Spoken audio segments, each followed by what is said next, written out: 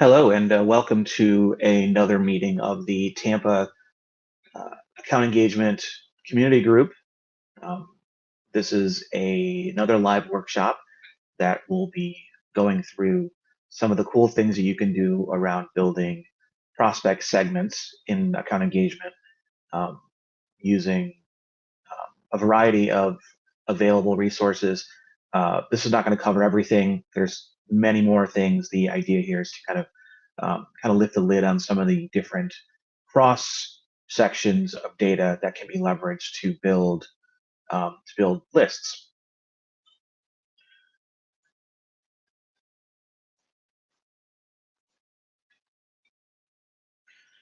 A little bit about myself. My name is Ben Lamoth. I'm a senior solutions architect with BDO Digital. I'm a two-time Salesforce MVP and a Golden Hoodie recipient. Um, Feel free to reach out to me on LinkedIn.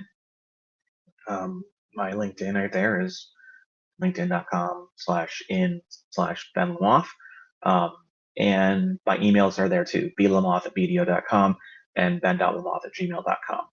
Um, if you would like to work together, if you think there's an opportunity for us to work together on something, feel free to reach out.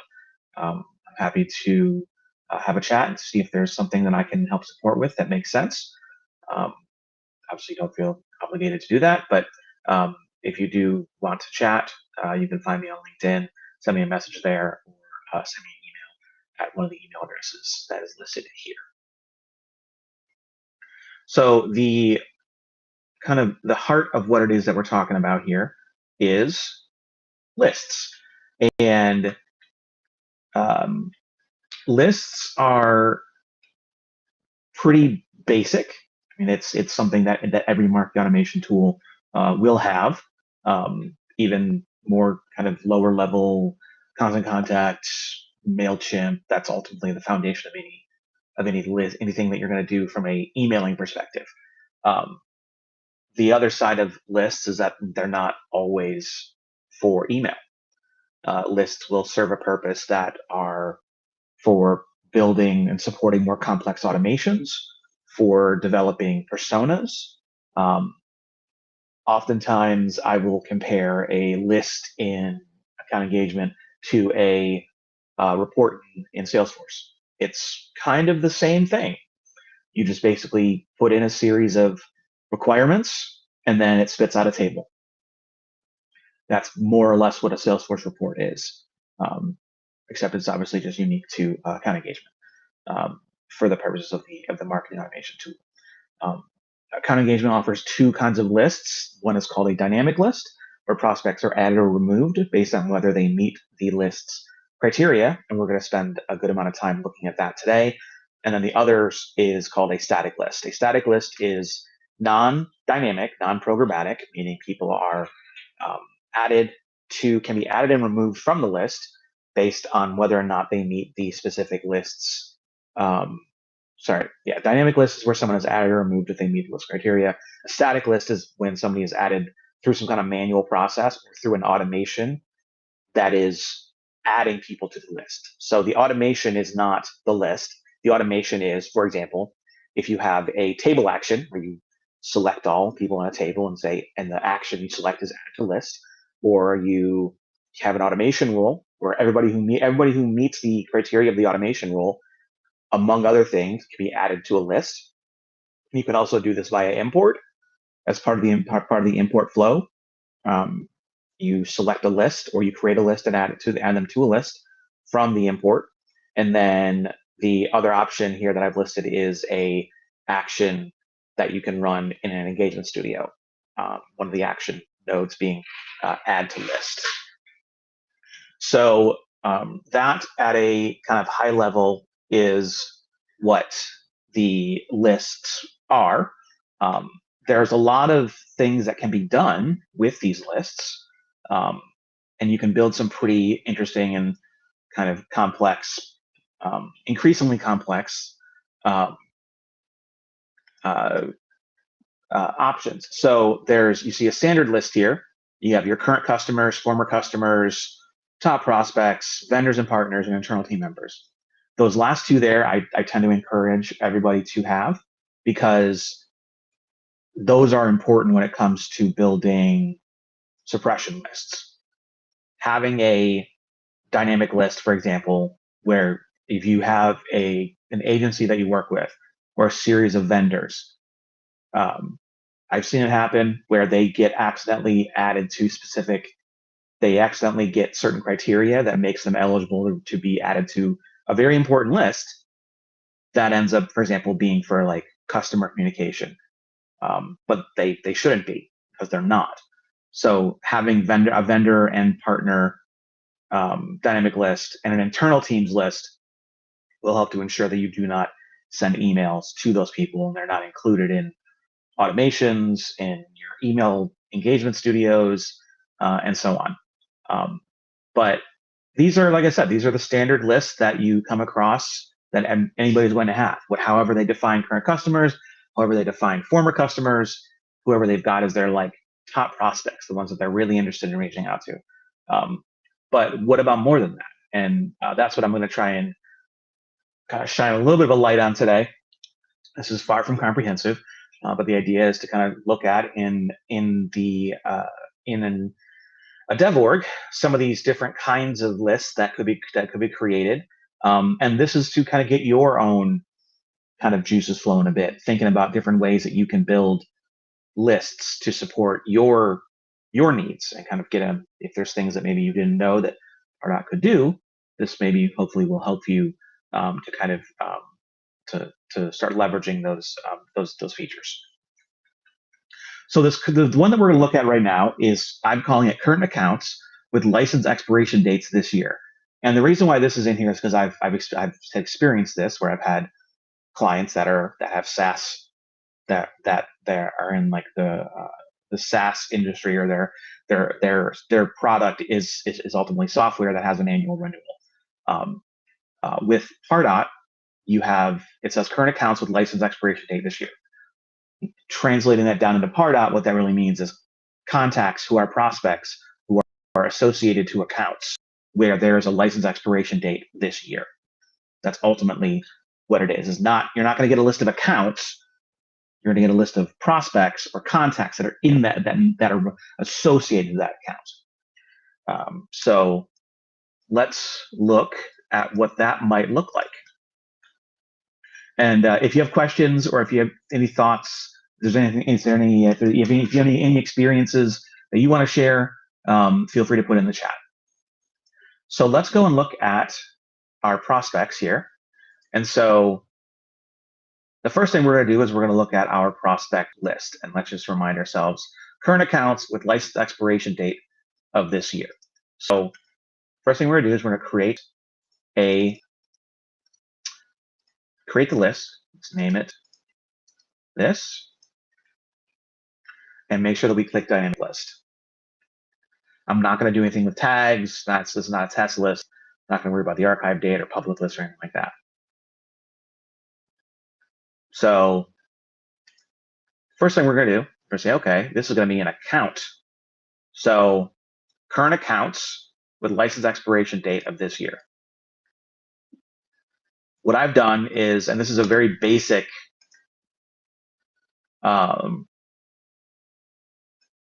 so I'm putting in here active. I created a field called active license, calling this active license is true, that being a current account.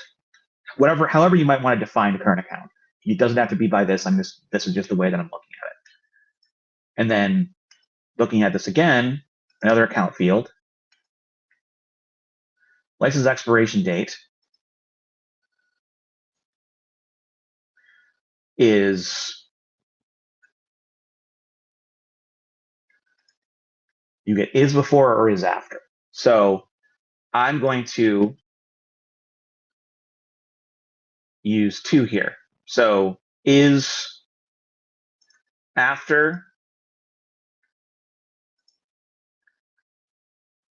let's just say, if we want to say current calendar year, we want to, this is probably being a little more complicated than it needs to be, but 2024, January 1st,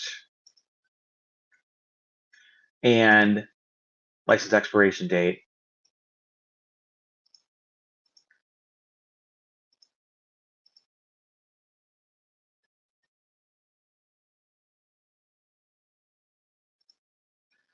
is before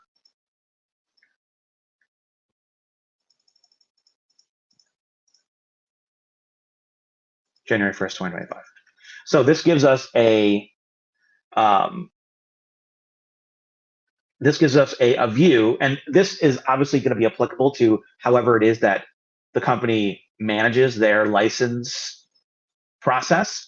But then, so this is just a very vanilla example of this. I've seen way more complicated versions where where there's multiple dates and it's all weird and stuff. But at a high level, if you wanted to pull in everybody who's a prospect that is mapped to a contact that is part of an account that has an active license and their license expiration date is in the current calendar year, this is how you would net that. This is a way that you would net this. Is all these things being true. Aaron says, thanks for the use case.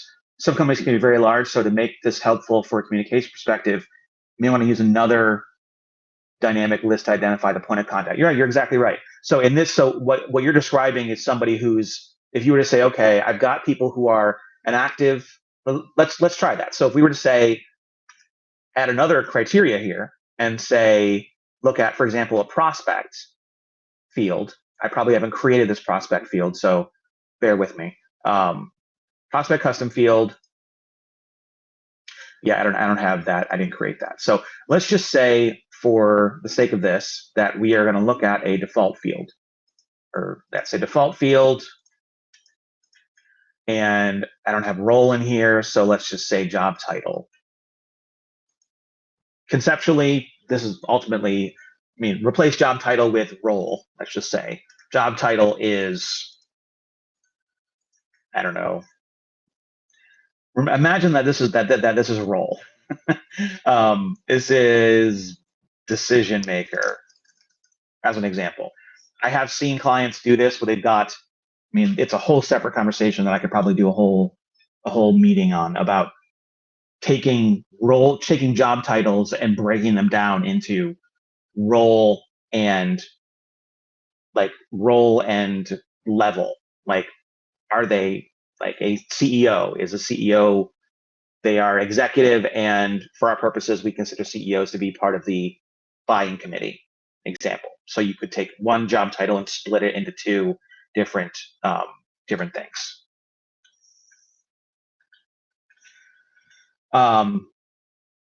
Yeah, Aaron, you're exactly right. I think that is another way to do it, where if instead of having one list that has that, you could build two, where you could say, show me everybody who is there's an account.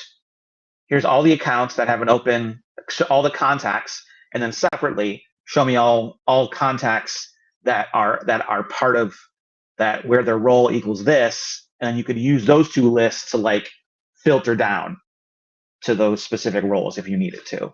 But I'm never going to say bad idea to have more lists that give you that kind of granular view.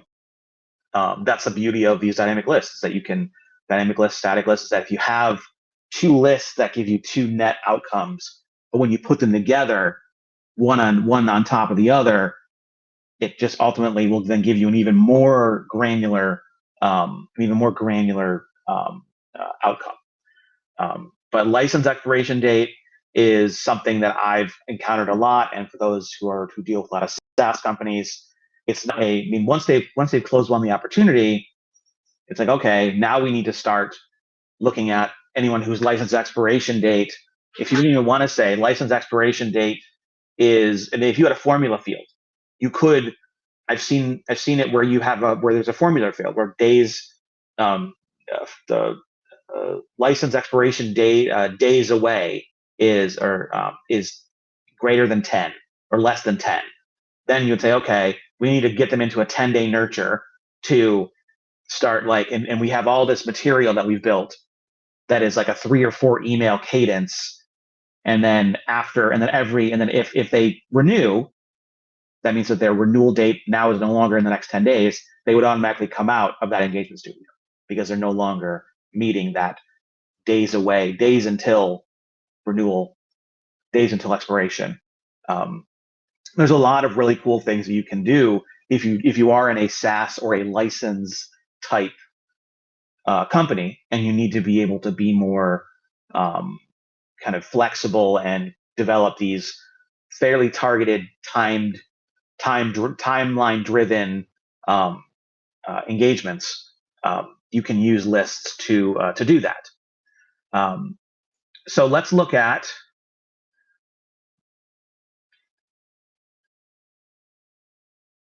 Abby asks, I don't think this exists, but is there a way to use a created date for a prospect as a criteria, but have it as be a specific date, not general days? So let's see. I don't. So you're asking, yeah, created time days ago. Yeah, so it gives a very specific date. And one of the things that I really, really wish we could do is exactly what you're saying, Abby, is prospect time, because converted date is a value that exists in Salesforce, where I can say converted date. I can say, show me everybody whose converted date, whose account engagement converted date is this. And it'll pull a report that shows me everybody who has that date, for example. But I can't pull that down in the same way in a report, rather in a list. So I mean, it's kind of messy, but I mean the way to do it. And Aaron, if you have other thoughts, Justin, anyone else who's Maggie, if anyone else here that I know has pretty deep experience with the platform, if you've come up with other ways to build it, to say, show me everybody who was created after January 1, instead of just being days ago, because obviously days ago it's a rolling date. So honestly, the way that you're probably going to have to do it, the way that it comes top of mind for me, is to create a report and then just build it and then just export it, saying, show me everybody created after January 1, 2024. That would be and then just have that list, and then just have a planned, like every month or whatever, every week, everybody who was created date. Because otherwise, created days ago, you have to be very, like, I don't know, you have to say days ago is greater than like 500. Like, you have to get very, and you can be, again, it's a rolling date, so it becomes hard to try and hone in on that date. It is a blind spot. Is an area that I wish that there was better things to use. But in the interim, you could really, there's two ways. So you could build a report, or you could create a custom field on the lead and contact, for example, and map that field back into Pardot, but map it to have the formula field looking up to or taking the value from the account engagement converted date field in Salesforce and pushing it into this custom field. Because once you do that, you'll have that date field now. So you'll be able to say converted date, prospect converted date is, and then it'll give you January 1, 2024. It would then run as a date. That would be the way that I would do it, if you have the resources that are familiar with being able to do that. Yeah, that might be the way. Custom field is probably the cleanest way, but there's slightly more technical, because you can access those account engagement fields, and just create a custom field that pulls in from a formula field, pulls in that value, and then just map it back to Pardot. You shouldn't have to do that, but that's unfortunately kind of the reality. Justin, yeah, I mean, you could, but it becomes a automated process, or not, rather a manual process, where you have to, because if you want to have a list of everybody who was created in January, for example, created between Jan 1 and December 31, you'd have to, and those are very like hard dates. You'd have to, and you did it that way, you'd have to be continually running that table action.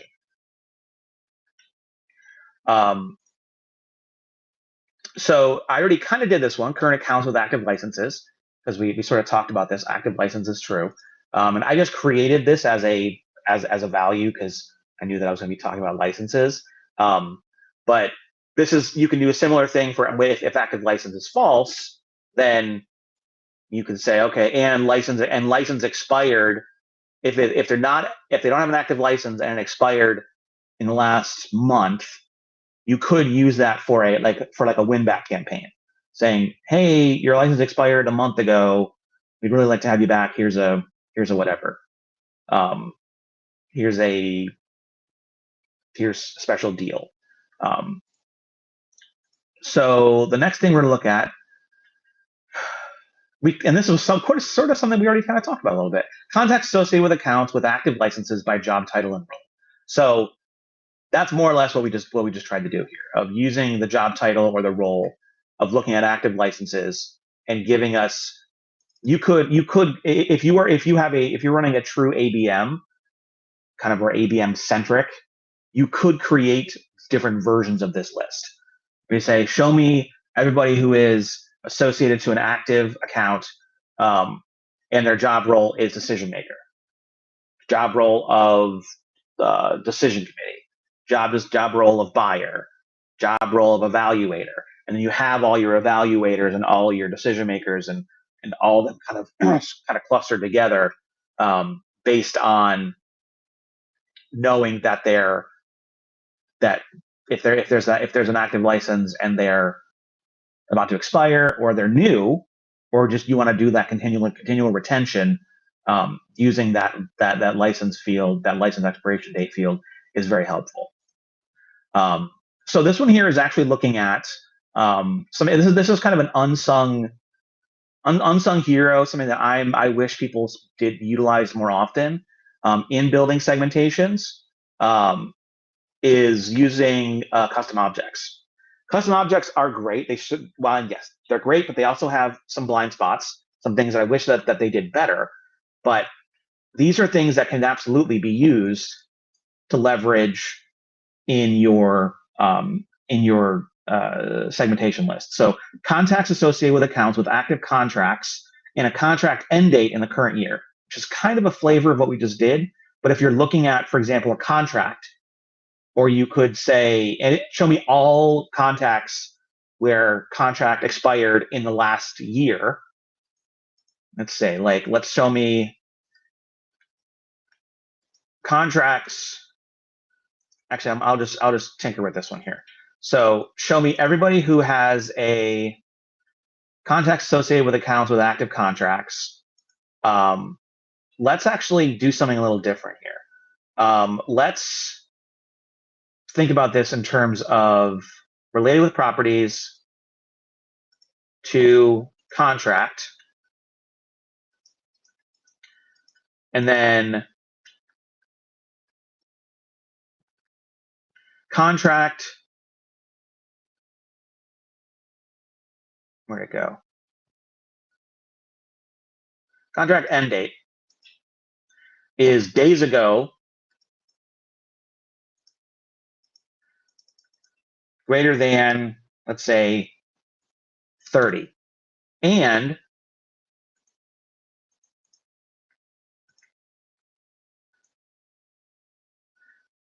what we're going to do here is looking for people who are not related to any opportunities.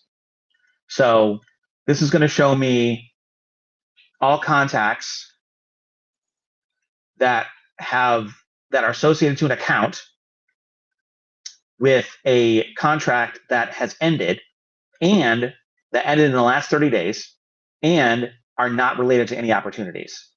What this tells us is that we've got a group of people using this contract field, that are officially out of contract, and they're seemingly not part of any kind of new opportunity, new renewal, new anything, assuming that you use the opportunity object as the way to determine that.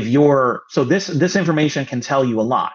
It can tell you that this is data that you can build you can go to sales and say, hey, I've got this list of people who are or even let's just take it a step further, and default field, let's just call it says title, but let's call it role, is decision maker.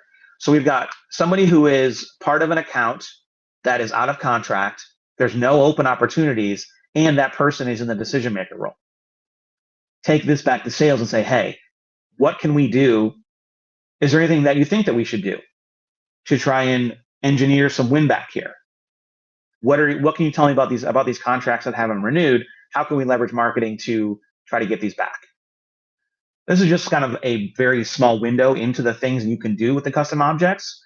But the custom objects is a tremendous amount of data, and larger orgs that have the parent-child relationship for a contact, or have a lookup relationship to the contact, or the lead, or the account.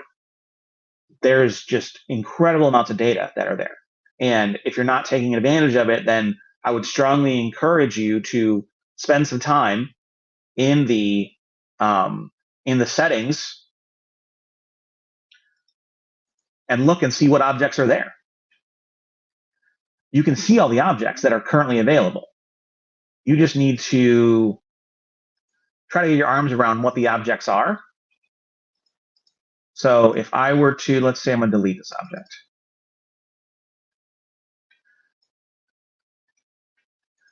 If I click this, it shows me all the objects that are currently available to me to use.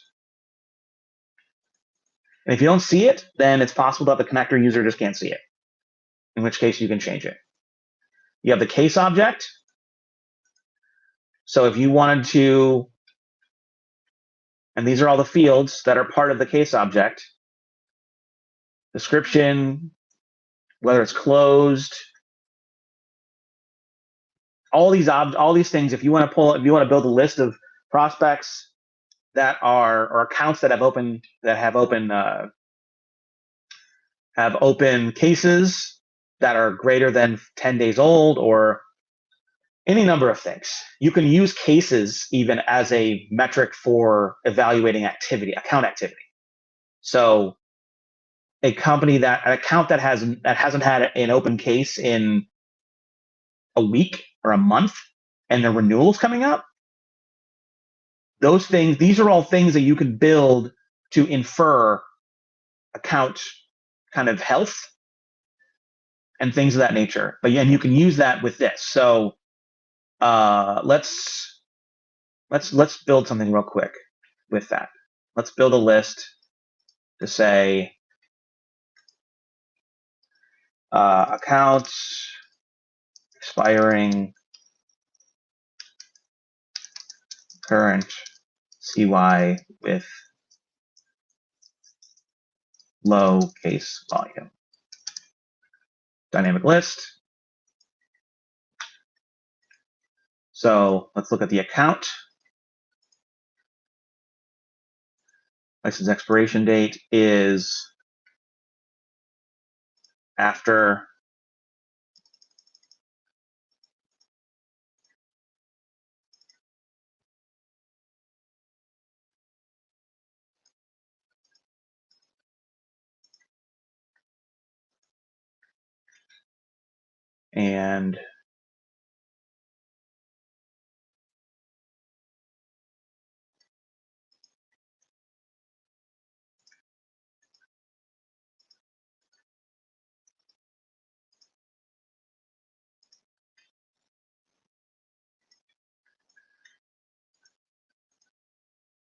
and custom object.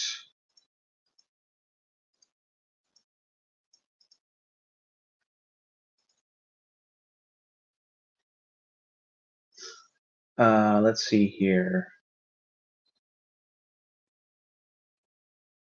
I'm not sure. We might be able to. Let's say the close date is days ago greater than or equal to, let's say 60. In theory, this could give you somebody who has not had, who is expiring this year, and they don't have a contact. They don't have a case close date. The last case close date is greater than 60 days ago. And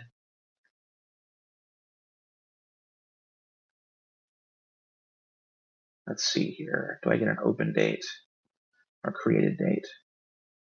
Yeah, created date, days ago, 60. So there's not been a case closed or open in the last 60 days. And they're expiring this year. This could give you information about account health. Again, just leveraging the custom object relationship. Jason asked, have you ever seen a delay with the more custom objects used, the longer the dynamic list takes to load? Yes, I have seen that. Custom objects, especially in larger orgs, they will sometimes give you a bit of a delay, and that can obviously be really annoying and problematic. So if you have lists that leverage a lot of custom objects, I would maybe wait to use it until you know that it's been refreshed. You could also, I don't know. I mean, I've had to do a hot fix and just kind of force a sync on a couple accounts that I know are going to be that I know I need as part of this custom object data, and that will typically trigger the sync and update it for the very least those. But it can be problematic because the custom object syncing on the order of operations, the order of order like the sync order, I don't think it's very high. I think it's kind of in the middle to low level of prioritization for the sync. And if anyone has any insights on that, please feel free to share. But that's my understanding is that custom objects are really great, but I also feel like they haven't put as much into it as they probably should to make them more functional, which is obviously very frustrating. So this is just an example of case. You can most Pardot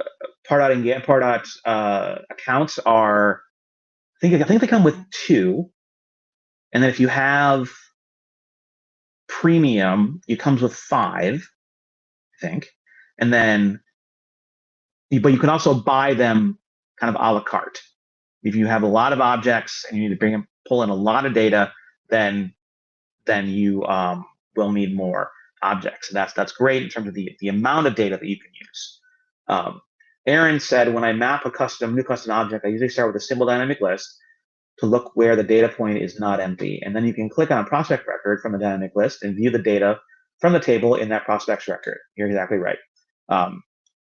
That is a really good approach. And Jason says, my use case is often I need a dynamic list in real time where minutes to lead matter, but need to use many custom objects. That's tough. That's that is a problem. I would encourage you to reach out to your account executive at Salesforce, explain to them the problem that you're having, and see if there's anything that they can do to remedy where your instance sits.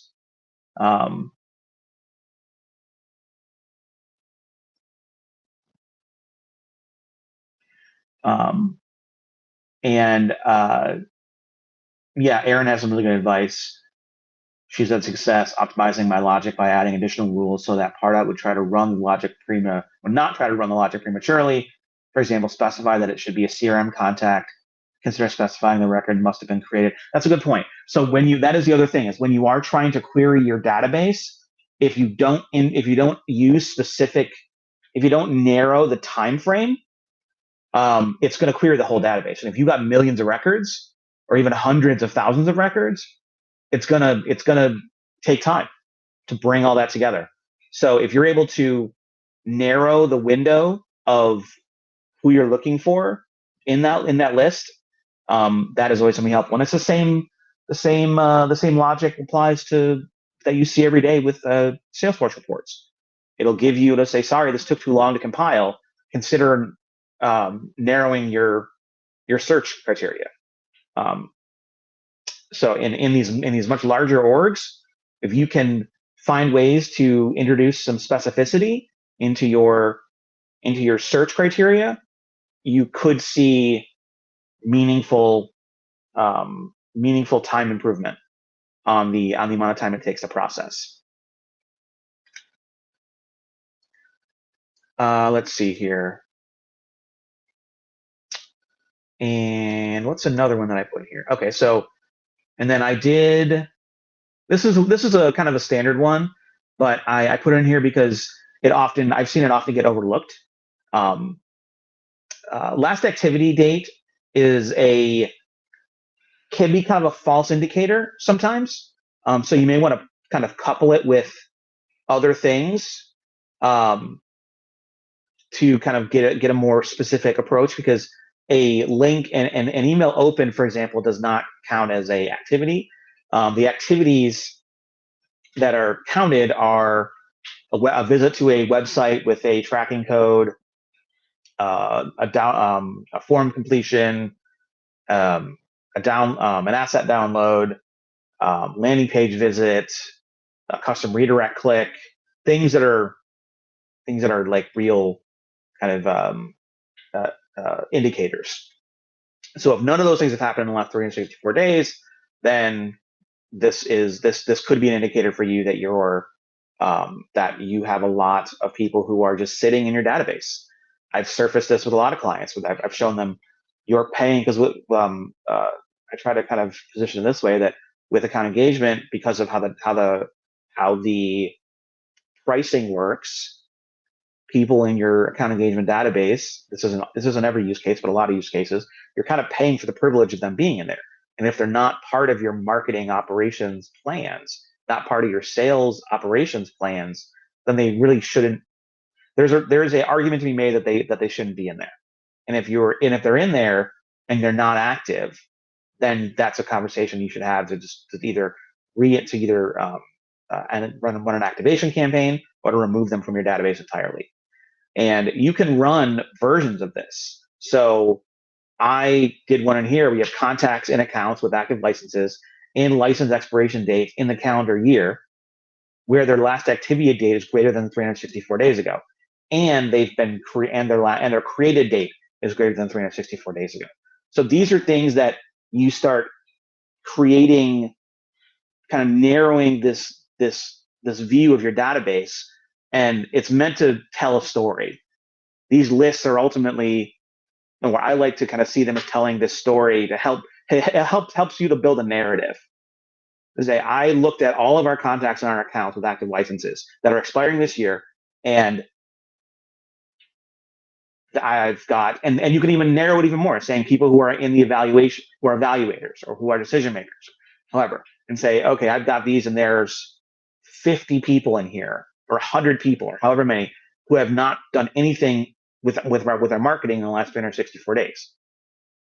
That's a conversation to go and have perhaps with sales. Say, okay, before I try to kind of unilaterally start engaging with them, have they said anything to you that would make us maybe want to remove them from our marketing because they don't want to get it, or they're not a good fit for our marketing? What is it? But the last activity date is valuable because it can help tell a story, and using the lists will help you to do that. Because not everything is about email. Email is important, but the lists will also help you diagnose your own database, your own instance, and leveraging things like the accounts, contacts, opportunities, campaigns, custom objects, things of that nature will give you greater insight. When I think of advanced use cases for segmentation, what comes to mind to me is exactly what I said, of building very kind of hyper-specific or somewhat hyper-specific lists around criteria that are meant to tell you something. to tell you, okay, because no one's gonna tell you, oh, all these people who are decision makers or select or on the selection committee for for renewals or whatever, they're not engaging in our marketing because you just see the big picture. You see, oh, I see 350 opens and whatever. But who are those people? That's when you start building some of these data, some of these lists using the data that you have in your custom object, for example, and then in standard activity data, say who is actually engaging and pulling on all the various levers that you have available to you to surface a lot of this data. And the last one here I have is around opportunities. So as you all know, opportunity data in account engagement, it's you can't write to it, but you can leverage custom fields and you can use standard fields to help you build a view into how contacts and opportunities are performing with your marketing and where they are in the stages. So if you were to build a report of prospects who are contacts that are contact roles and open opportunities that are in a specific stage, you can say, okay, I've got these people and their last activity date is 10 days ago, and their account type is target account. If you have named account types, you can build all these hyper narrow views. Let's build this over here. So I'm going to look at contacts related to open opportunities. So related to open opportunities with properties. Property stage is, I don't even know what the stages are in this dev org. Let's look real quick.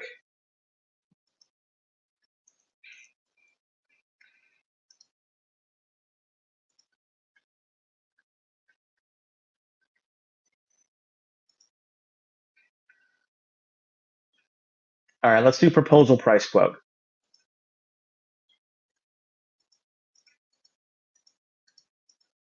So opportunities related to opportunities with properties, default field, stage is proposal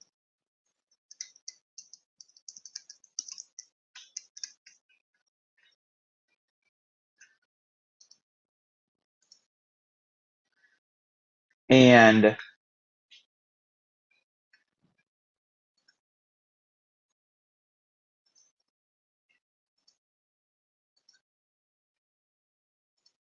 account type is, let's say, current customer.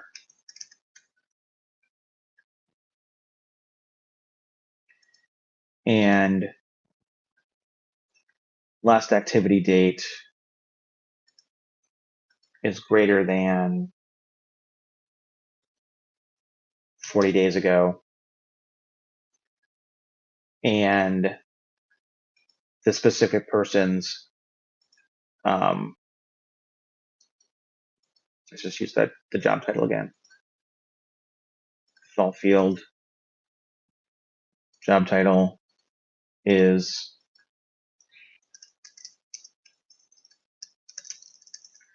so we're going to look for people who are related to an opportunity with the account type as current customer. Last activity is greater than 40 days ago, and they are just the decision maker. So you could get even more narrow and say, if you're sending emails to people, you say, where did it go? Has been emailed at least 2 times in the last 40 days.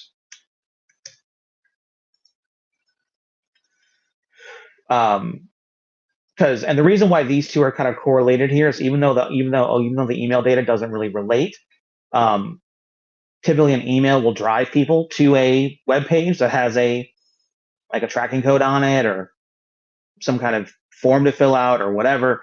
And so this the emails should influence the activity dates. So because you're driving people to things that would trigger activity. So this is going to tell you opportunities. People are related to opportunities that are in a proposal price quote stage. They're a current customer. They have not been active for more than 40 days. They're a decision maker, and they've been emailed at least twice in the last 40 days.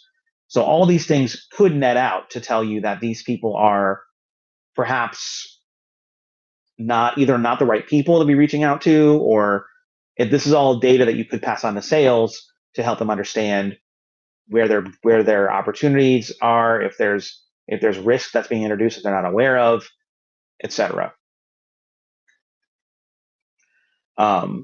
So this was really the last one I wanted to show. This was, like I said, not meant to be an exhaustive view. It's more just meant to kind of demonstrate some of the things you can do with the standard objects and custom objects and opportunities and accounts and things of that nature to kind of build very specific lists that are either good for your email or that are good for more complex automations. You can use these lists as decision as evaluation steps in engagement studios. That's something that is often I don't see it utilized as often as I think it could or should be, because these are all lists that have a collection of people that meet a specific criteria. So if you're doing a engagement studio and you're trying to reach people based on a certain criteria, if you want to see current people, if they're not on this list, current accounts with license expiration date or opportunities, whatever, you could use these as either evaluation steps in your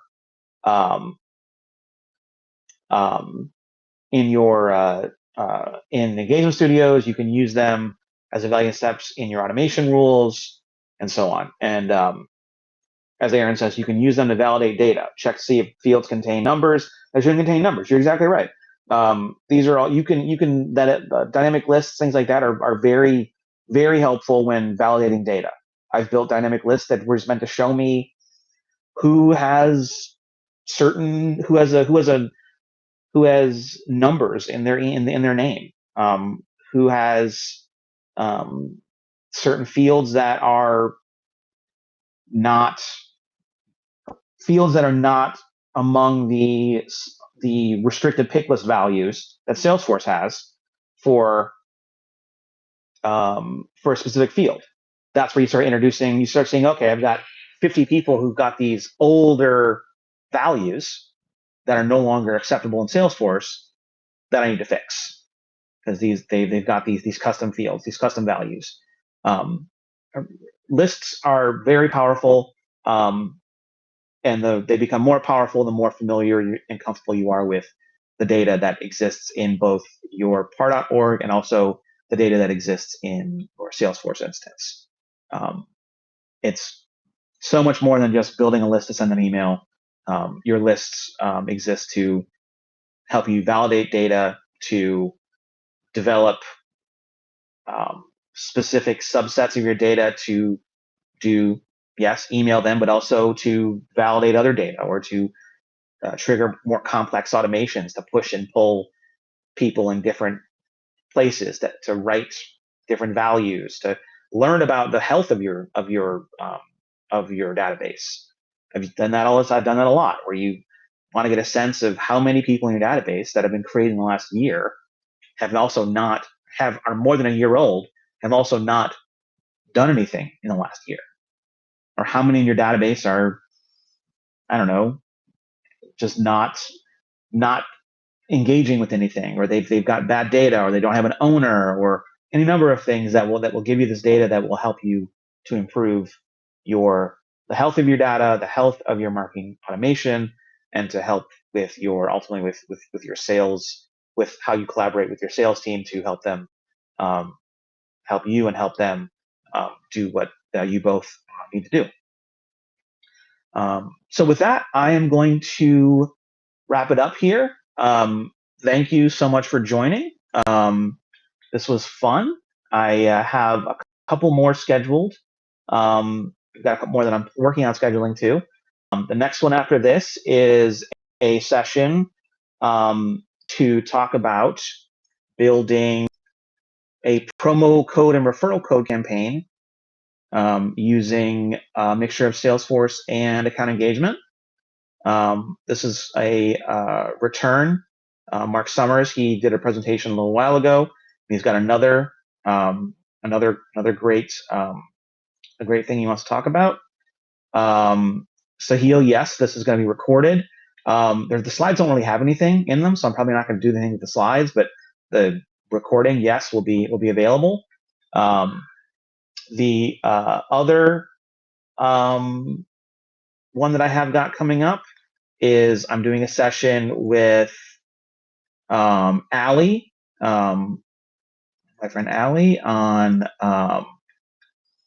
May 15th to talk about person accounts in account engagement. So feel free to go ahead and RSVP for those as well. You can find me on LinkedIn if you want to connect. Reach out. Send you my little thing here. And yeah, that's all I got. Thank you everybody for joining. And I hope to see you at a future session. Have a good one. Bye.